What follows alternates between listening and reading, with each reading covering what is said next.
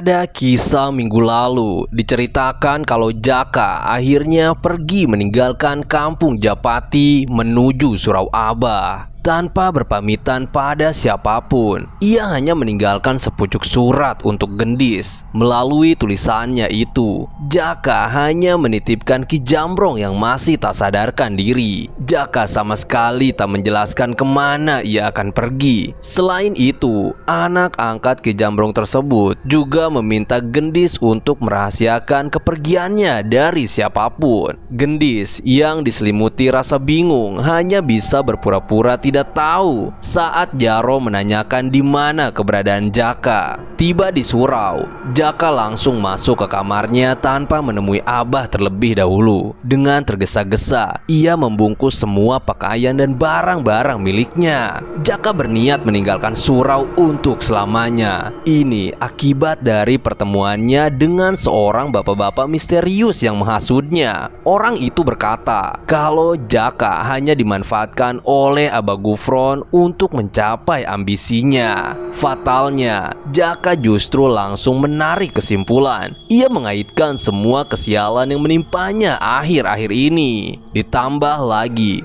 sebuah bencana juga menimpa Ki Jambrong yang tak lain adalah bapak angkat Jaka. Hingga pada akhirnya Jaka merasa kalau perkataan orang misterius itu ada benarnya juga. Karena nggak mau terus-terusan ditimpa kesialan, Jaka pun bergerak cepat untuk melepas ikatannya dari Abah Gufron. Ketika Jaka sibuk mengemas pakaian dan barang-barangnya tanpa menghiraukan sapaan dari santri-santri yang lain, Ujang dan Tono pun datang menemuinya. Namun sayang, rasa rindu Ujang dan Tono justru dibalas dengan sikap Jaka yang aneh. Tanpa menjelaskan penyebabnya, Jaka mengungkapkan ingin segera meninggalkan surau yang ia sebut sebagai tempat paling memuakan. Seketika, Tono langsung marah dan menegur Jaka atas perkataannya. Namun di sisi lain, Ujang yang dari awal memperhatikan gelagat aneh Jaka mulai menebak ada yang tak beres. Ujang pun menahan Tono dan memintanya untuk bersabar. Setelah selesai mengemas pakaiannya, Jaka langsung keluar. Akan tetapi, saat hendak melewati gerbang, tiba-tiba Bonde muncul di hadapan Jaka. Bonde menyapa Jaka menggunakan bahasa isyaratnya, tapi Jaka tak memperdulikan Bonde. Ia terus melangkahkan kakinya. Bonde yang kesal melihat sikap Jaka langsung memeluk erat kakinya dan memohon untuk tidak pergi. "Lepaskan kakiku, Bonde," ucap Jaka. Namun monyet itu tak juga melepaskan pelukannya. Akhirnya, mau tak mau, Jaka pun menendang Bonde sekuat tenaga dan membuatnya terpental ke dalam surau. Pluk! Tono langsung naik pitam dan hendak mengejar sahabatnya itu. "Pengecut kau, Jaka!" teriak Tono. Tapi lagi-lagi Ujang menahannya. Jaka pun berlari meninggalkan surau. Meski tekadnya sudah bulat, nyatanya Jaka tak mudah menghadapi kenyataan itu. Perasaan sedih dalam hatinya tak mampu ia bendung lagi. Jaka pun menangis di sepanjang perjalanan menuju kampung Japati. Ujang dan Tono pun hanya bisa meratapi kepergian Jaka dari gerbang surau. "Lepaskan aku, Jang,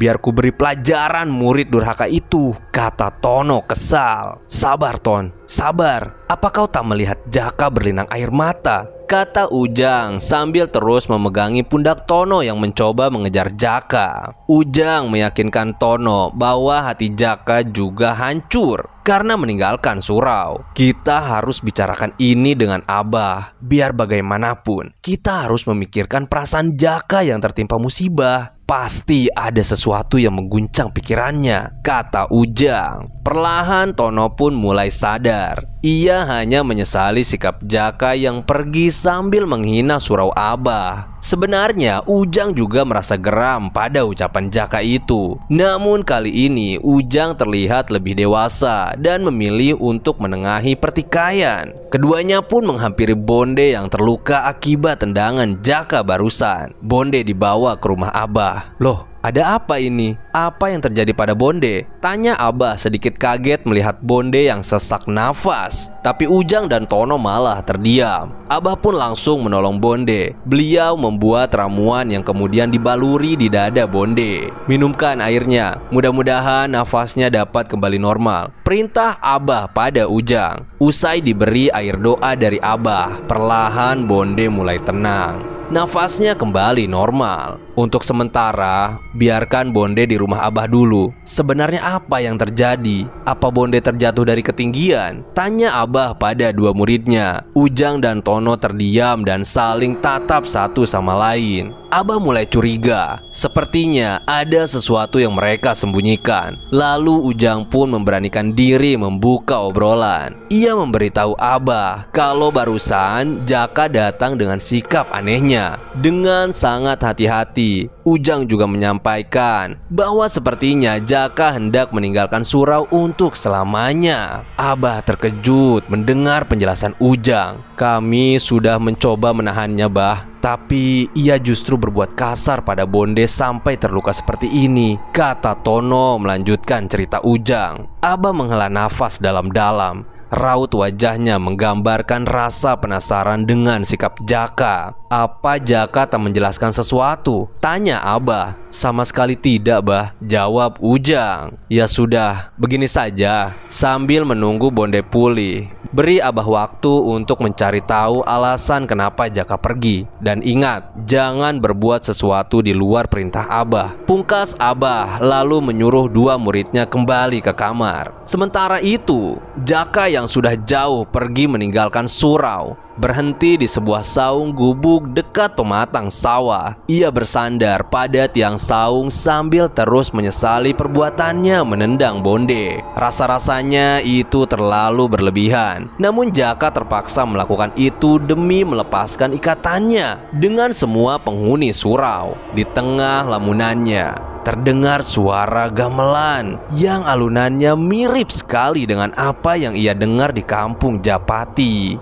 Dan benar saja, bapak-bapak misterius itu muncul lagi di hadapan Jaka. Jaka menatapnya tajam. Ia menunda barang bawaannya di saung dan berjalan menghampiri bapak-bapak misterius itu. Tanpa basa-basi, Jaka lantas melayangkan serangan pada orang itu. Tapi edannya, orang itu mampu menghindari setiap pukulan yang dilancarkan Jaka dengan mata terpejam. Lama-kelamaan, Jaka jadi ngos-ngosan. Meski ia berusaha sekeras mungkin melancarkan pukulan demi pukulan, namun tak satu pun pukulan yang mengenai orang itu. Lalu, bapak-bapak tersebut loncat ke belakang menghindari Jaka dan kembali duduk sila memainkan alunan gamelannya. Kemudian, bapak-bapak misterius itu berkata, "Keputusanmu sudah tepat, Jaka. Tapi Gufron pasti akan mencarimu. Karena bagaimanapun, dia membutuhkanmu sebagai tumbal atas ambisinya." "Diam kau! Kenapa kau menyerang Gendis semalam? Dia adalah temanku!" teriak Jaka penuh amarah. Orang itu lalu menghentikan permainan gamelannya. Ia membungkusnya dengan sebuah kain hitam, kemudian berdiri menghadap Jaka. "Harus berapa kali kukatakan padamu, Gendis itu termasuk orang yang ada di pihak Gufron. Apa kau masih belum mengerti?" kata bapak-bapak misterius itu. Ia juga kembali menghasut Jaka bahwa untuk melepaskan ikatan dari Abah Gufron, Jaka harus rela meninggalkan semua orang yang berhubungan dengannya. Posisi Gendis sama persis dengan Jaka. Ia hanya boneka yang digunakan Abah Gufron untuk menguasai segalanya. Hanya saja, Gendis ditempatkan dalam peran yang berbeda. Perang di Megaboda sudah menjelaskan semuanya. Bapak-bapak misterius itu memang pandai memutar balikan fakta. Hingga perlahan Jaka pun mulai terhasut. "Apa katamu?" "Yang benar saja. Setelah ku tinggalkan semua orang di surau, apa aku harus meninggalkan Gendis juga?" tanya Jaka. Bapak-bapak misterius itu tertawa kencang mendengar ucapan Jaka. "Jaka, bukankah saat ini hanya Ki Jamronglah satu-satunya keluarga yang kau miliki?" timpal orang misterius itu. Jaka terdiam. Pikirannya benar-benar dibuat kacau oleh orang itu. Mana mungkin Jaka meninggalkan Gendis, sementara Ki Jambrong masih dalam keadaan kritis. Lagi pula, selama Ki Jambrong tak sadarkan diri, Gendislah orang yang merawat lukanya hingga kondisinya perlahan membaik. Namun di satu sisi, Jaka juga tak mau Ki Jambrong terkena imbas dari keterkaitan Jaka dengan Abah Gufron. Intinya, Jaka ingin menghindari kemungkinan buruk yang akan menimpa Ki Jambrong setelah musibah di kampung Japati. Aku tahu kau memikirkan kondisi Ki Jambrong yang kritis. Begini saja, aku tahu obat mujarab yang bisa kau gunakan untuk mengobati Ki Jambrong. Aku bisa menjamin obat mujarab itu akan mampu menyembuhkan luka Ki Jambrong dalam waktu singkat, kata bapak-bapak misterius itu. Cepat katakan, apa obat mujarab itu? Sahut Jaka penasaran. Dengan tatapan jahatnya, orang misterius itu berkata bahwa obat mujarab yang dimaksud adalah darah Gendis. Sontak saja Jaka ngamuk mendengar ucapannya. Ia kembali mengeluarkan jurus dan menyerangnya. Namun sayang, kali ini persendian Jaka langsung ditotok oleh bapak-bapak misterius itu. Seketika Jaka pun mematung. Dengarkan aku Jaka, Gendis bukan perempuan biasa. Dalam tubuhnya mengalir darah istimewa yang tak dimiliki orang biasa. Itulah penyebabnya kenapa dia mampu menguasai beberapa ilmu pengobatan dengan mudah. Jika kau ingin Ki Jambrong segera pulih, habisi Gendis dan ambil darahnya, ucap bapak-bapak misterius sambil berjalan mendekati Jaka. Lalu ia berbisik di telinga Jaka, "Salam kenal Jaka, namaku Arka." Jreng jreng. Rupanya bapak-bapak misterius yang akhir-akhir ini kerap mendatangi Jaka adalah Arka, sosok yang belakangan telah membuat kesepakatan mengerikan dengan Legi, sang panglima Lati Ireng. Mau apa kira-kira orang suruhan Legi ini? Setelah Arka menghilang dari pandangan, Jaka yang mematung pun terlepas dari totokan dengan sendirinya. Siapa sebenarnya orang itu? Aku belum pernah mendengar nama Arka sebelumnya, tanya Jaka dalam benaknya. Tak ingin berlama-lama dalam kebingungan, Jaka segera melanjutkan perjalanannya. Beberapa saat kemudian, Jaka pun tiba di tempat pengungsian. Namun, di sana ia melihat sedang ada kericuhan di sekitar tenda pengungsian. Sambil mengendap-endap, Jaka masuk ke ruangan Ki Jambrong. Ia tak ingin ada warga yang menyadari kedatangannya. Dari dalam ruangan Ki Jambrong, Jaka mengintip kericuhan itu. Beberapa ibu-ibu ada yang menangis histeris. Salah seorang warga juga terlihat sedang mendebatkan sesuatu. Tadi siang, aku melihat dengan mata kepalaku kalau Pak Jarot terperosok ke dalam jurang. Kemudian yang lainnya ada yang menimpali. Siapa yang terperosok? Tadi siang justru Pak Jarot bersamaku mencari kayu ke hutan. Dari perdebatan itu, Jaka memiliki firasat buruk. Apa yang terjadi pada Jaro? Gumam Jaka. Di sudut yang lain, Jaka melihat Gendis sedang memegang kepalanya dengan dua tangan. Teman Jaka itu kelihatan sangat frustasi. Jaka pun keluar menghampiri Gendis. "Gendis, apa yang terjadi?" kata Jaka sambil menepuk pundak Gendis dari belakang. "Jaka, kemana saja kau? Warga di sini sedang kebingungan," jawab Gendis dengan nada sedikit kesal. Kemudian Jaka menarik Gendis ke ruangan Ki Jambrong dan memintanya menceritakan apa yang sebenarnya terjadi. Gendis pun bercerita bahwa Jaro tadi siang tiba-tiba menghilang secara misterius. Semua orang kebingungan mencari pemimpin kampung Japati itu. Anehnya, ada dua kelompok penduduk yang mengaku bersama Jaro di waktu yang bersamaan. Kelompok yang satu berkata kalau Jaro hilang di hutan karena mereka memang bersama Jaro saat itu. Sedangkan kelompok yang lainnya membantah. Mereka mengaku melihat Jaro jatuh ke jurang yang tak terlalu tinggi. Meski kedua kelompok itu sama-sama mengaku bersama Jaro, namun mereka tak mengetahui di mana jasad Jaro saat ini. Pasalnya,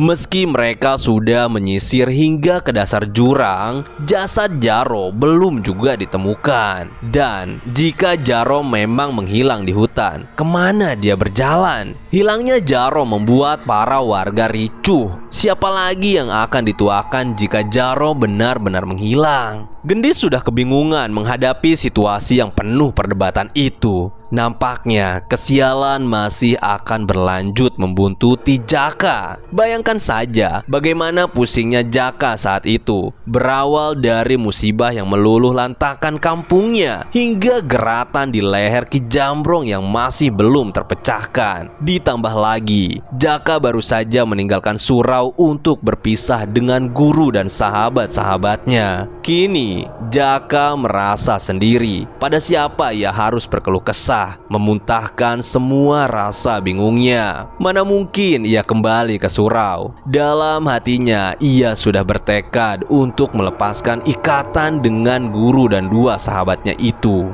Jaka hanya bisa bersandar lemas pada buntalan pakaian yang ia bawa. Otaknya terasa buntu. Meski demikian, Jaka tetap mencoba tegar. Ia menenangkan Gendis yang sama kacaunya dengan Jaka. Teman Jaka itu juga merasa buntu. Kemudian Jaka keluar menghampiri kerumunan warga yang masih berdebat satu sama lain. "Jaka, dari mana saja kau? Kami pikir kau ikut menghilang. Apa kau sudah tahu kabar tentang Pak Jaro?" kata salah seorang penduduk. Jaka mencoba bersikap sedikit dewasa menghadapi para penduduk. "Begini saja Pak, daripada terus berdebat satu sama lain, sebaiknya kita istirahat dulu. Bagaimanapun, di saat genting seperti ini, kita harus sama-sama bertahan. Jangan sampai jumlah penduduk yang sakit jadi bertambah. Karena hari sudah semakin gelap, kita lanjutkan pencarian besok," kata Jaka. Nampaknya anak angkat Ki Jambrong itu berhasil menenangkan kericuhan yang terjadi. Para warga pun sepakat dengan pendapat Jaka. Di malam harinya,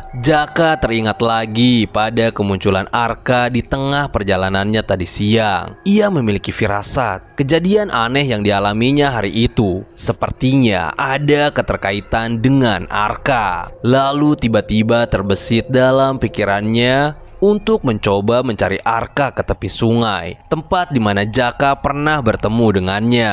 Sebelum berangkat, Jaka menunggu para warga tidur. Ia juga memastikan kalau Gendis sudah tidur. Jaka tak mau melibatkan siapapun. Setelah semua dipastikan aman, dengan berjalan mengendap-endap, Jaka pergi meninggalkan tempat pengungsian. Setibanya di sana, Jaka berdiri di atas batu kali berukuran besar. Ia mengawasi setiap sudut gelap di sekitar sungai. Namun sayang, meski sudah menunggu lumayan lama, Arka tak kunjung menampakkan batang hidungnya. Lalu Jaka berkata, "Arka, aku yakin kau sedang melihatku. Keluarlah, aku ingin membuat perhitungan denganmu." Akan tetapi, walau Jaka sudah mencoba untuk menantang Arka agar keluar, orang suruhan Legi itu tetap tak menampakkan wujudnya. Jaka sempat terdiam sejenak. Kemudian ia memutuskan untuk pergi ke tepi jurang, tempat di mana Jaro menghilang menurut sebagian warga.